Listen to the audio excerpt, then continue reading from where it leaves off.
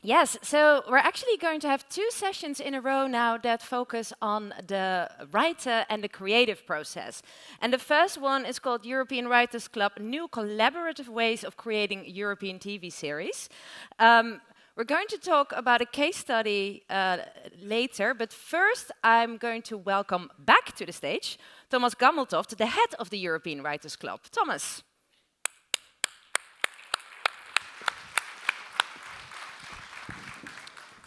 And you will give us a little introduction into what the European Writers Club is. Yes. I mean, we actually prepared a little video for you because it just says so much more than I speak here. So let's just roll it and I just tell a little thing after that. Perfect, let's do that. Let's roll the clip. It's the first time I see it, it's really new. Oh.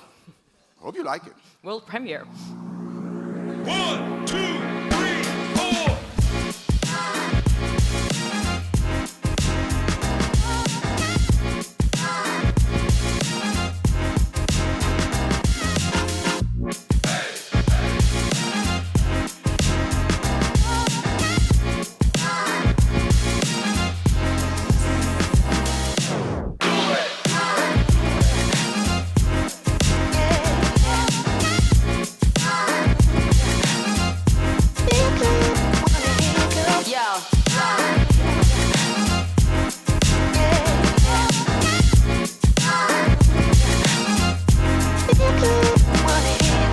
It enriches my life to get in contact with such creative people.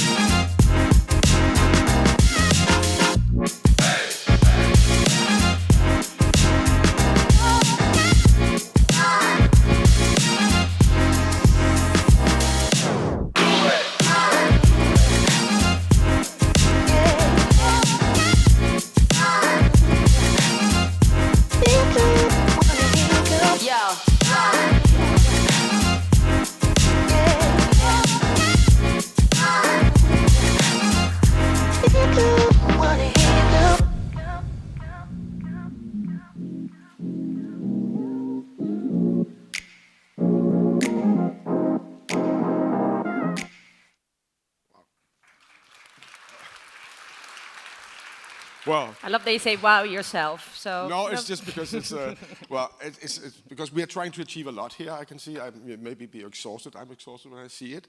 But I mean, we're just simply, we're trying to build a network.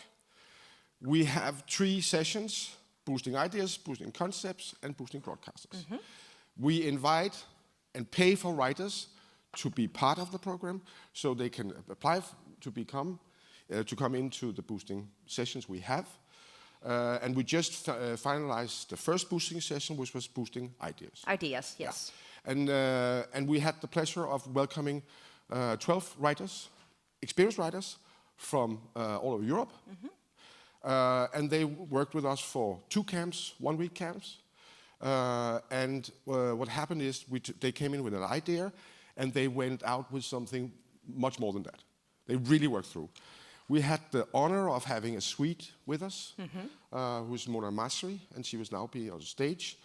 And I have also the privilege to kind of let her in now in Boosting Concepts, because she actually was now taking into Boosting Concepts, coming from Boosting Ideas, because her project is so great. And So this is news, like she's is been new. selected so for... She's gonna she be knows here, already? but Or? she knows. Oh, okay, She just good. got to know yesterday. Okay.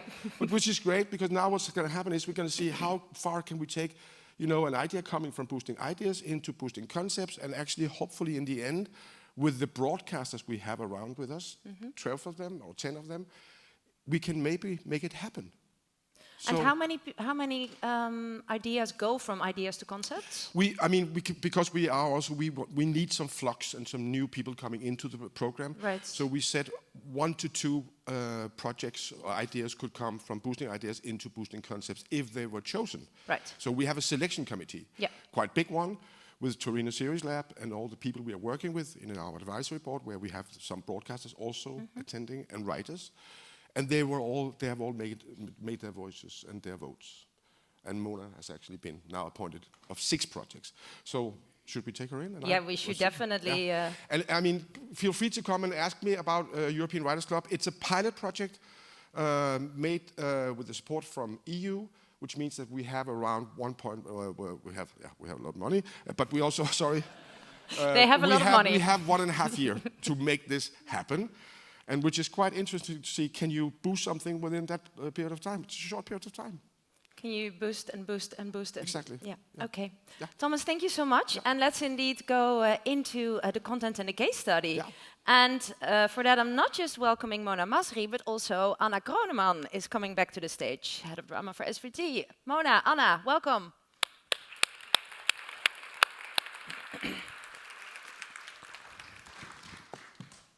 Have a seat. Thank you. Hello. So,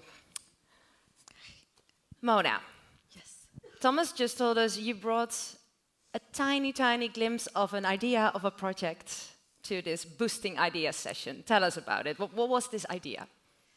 Well, the instruction was bring a seed to an idea. So even like before Not even an having idea, idea, but yeah, not okay. even an idea. And for me, I wanted to. I knew I wanted to try to make a series and tell a story about people living in a high, tall building in like a ghetto in Sweden. And that's the only thing I knew. That was it? That was it. I High, grew tall up- building, people living in it, ghetto in Sweden. Okay. Yes, and you know, these are characters that you know, in the media you talk about them, but you're never close to them. So I grew up in one of these buildings myself, so I wanted to, you know, what can I do? I didn't know what's the story, who's the main character, nothing like that. And everyone was so courageous we were 12, because we all, of course, have ideas that are more developed, but we really trusted the process, I think, and, you know, really did bring just something really, really small. And it was like, honestly, like magic to see in just the first week how not just my idea, but everyone else's just sort of, I mean, yeah, it's cheesy, but like you have a piece of marble and then you're like, and then something, you know, a sculpture is there. Yeah. And how did this idea then evolve? What did you come out with after Boosting Ideas? I mean, I want to hear about all the exercises and experiences afterwards, but Yeah, from the so- seed to... Yeah, so now shortly it's a story about a family living in one of these buildings, and the building is threatened by demolition.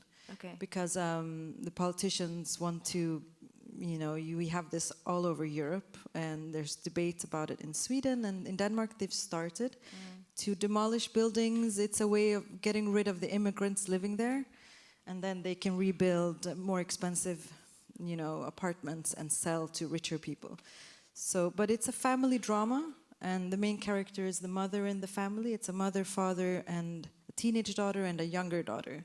And so we follow them and their neighbors, and yeah, and it's about home, and it's about love and intimacy, and you know, what I hope is in this really colorful arena have you know, eccentric, fun, you know, characters that everyone can relate to, even if, you know, you don't have the experience of living in one of these areas. And so you have now a storyline, you have character descriptions, you have like a have well-rounded like a pitch, Bible. actually, a Bible, yes, after 2 weeks. Yeah, it's fantastic. Anna, you recommended Mona to attend this. Or how does Yes, we the did. project? How does this work? This application process?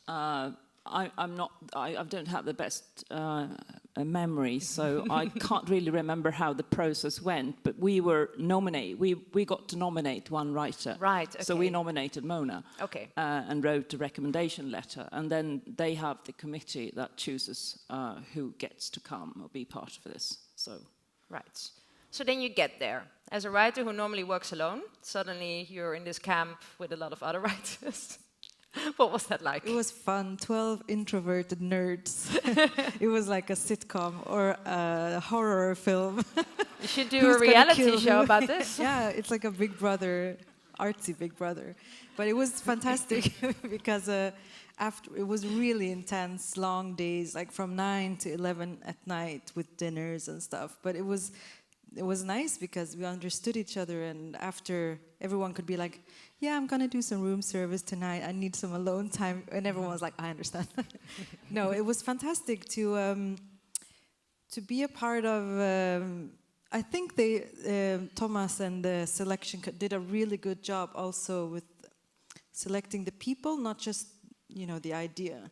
Everyone was so generous and friendly, and so it was just really, for me, I love also helping, giving ideas when people actually want to hear them. And you could see at the end of like the second week how some ideas or situations, it traveled from that project to that project. So it was just, no, it was great. There was some co-developing going on, which is something that everybody wants at the moment. Yeah, exactly. Yeah, but it wasn't, it just happened organically. And they gave you quite a few exercises that were quite out of the box, I've heard. Yeah. Could you tell us a bit more about that? Yeah, so we had 3 or 4 tutors, they were called, like facilitators. Yeah. So they would help guide some exercises with the other writers, sometimes in smaller groups, in pairs. For me, I really benefited from a word association exercise, which was like walking around in a room with my eyes covered, and I would start with one word and then just like having to associate, just playing with words. And then after that, we would discuss like, oh, what does this bring up? What does this bring up? And then because my project is so personal, it just brought back I just felt like I had a lot of material that I could like hook something in and just draw it out. It was just really, and we did psychoanalysis with the characters. It was 45 minutes per character. It was fantastic. You had to lay down as your character and somebody would... The room was dimly lit. I was on a sofa with my eyes covered, and a really, really smart, sensitive person, Laura Piani, was the analyst, and I had to answer as the character. So it's just a really great way. You have to make things up as you answer. So, and then suddenly it's like, yeah, I could use that. Oh, that situation is great. And so just 2 examples of really fun, non-pressured exercises.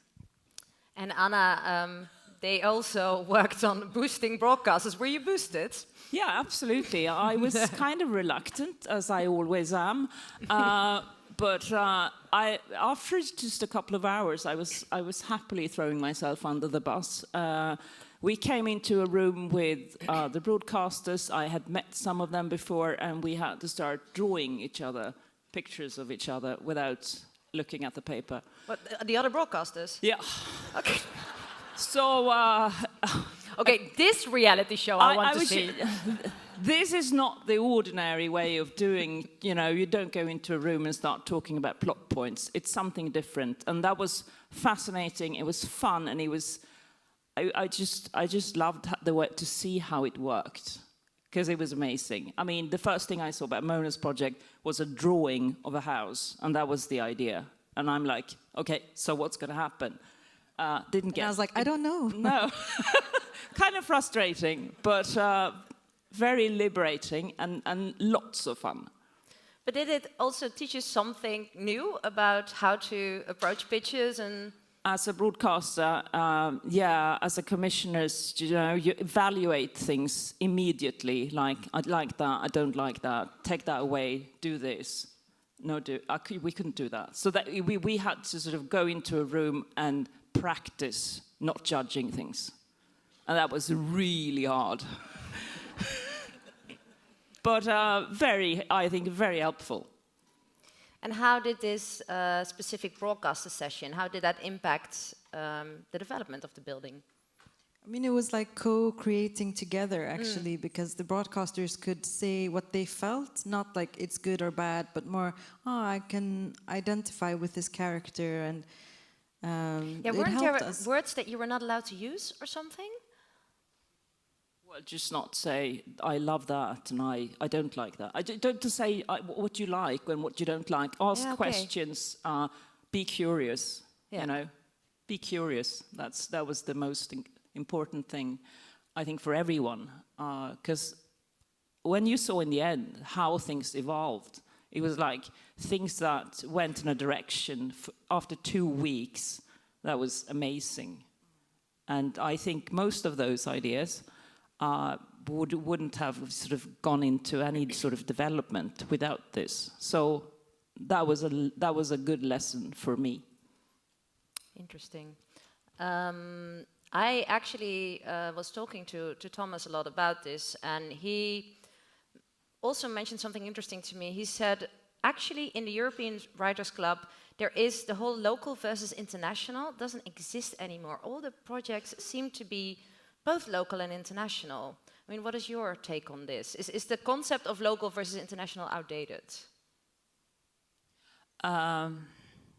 As soon as we start talking about financing, we'll probably get back there again, but not in this room. No. It was definitely just stories, and I don't think anyone thought about Those kind of- whether it was taking place in Sweden or somewhere else. Yeah. I mean, and your project, of course, is very universal, even though it's very local, I guess. These buildings you can find everywhere. Yeah, and the process of now trying to demolish them, or actually demolishing them. Yeah, it's happening all across. But of course, it wasn't in my mind when I just wanted to tell this story of this place, and I wasn't thinking of, this is going on in Europe. Yeah, okay. But at the same time, it does. And actually, not just in Europe. This happens all over the world. Last words for you. As a writer, creator, in this current market with so many opportunities, I suppose. How important are initiatives like this? I mean, for me, it was really, really helpful, and just what I, at that time and this time, was craving, which was, you know, we all know, like, it probably has never been better to be a screenwriter than it is today with all the content being produced. And for me, it was really nice to go back to what is it that I love, because I really love what I do, and to go back to a playful, like really challenging, how can I be creative and original, and not just like a knee-jerk, yeah, let's do something. Let's, you know, we all have we can create something. We know the dramaturgy, we know everything, but like how can I stay a little bit longer in this and really, really dig deeper? And that's something that I counted the other day, this summer I will have written 15 episodes of TV in less than 5 years. Wow. So I felt a need to chill. And it was possible with the European and Writers to have Club. the setting of, you know, a creative professional setting, but still non-judgmental, no competition, just really, really, a playful, collaborative space. And also important, you did get paid. Yeah. I mean, I think it's important to mention as well that they. It's well, he said important. he has a lot of money, so. But Yeah. No, but that. They I pay mean, the writers. it's important because all of us are, you know, experienced, and if we're gonna take 2 weeks off our time, we want to. I mean, maybe in the future they won't need to pay anyone because everyone will know, like, I'm gonna go there and I'm gonna get out of it with a beautiful idea. Yeah. But for me, at least, it was a bonus for sure. But it wasn't why I even thought of applying. But it was a bonus, yes. Okay. Well, thank you so much for sharing this, and good luck with the building. Thank you.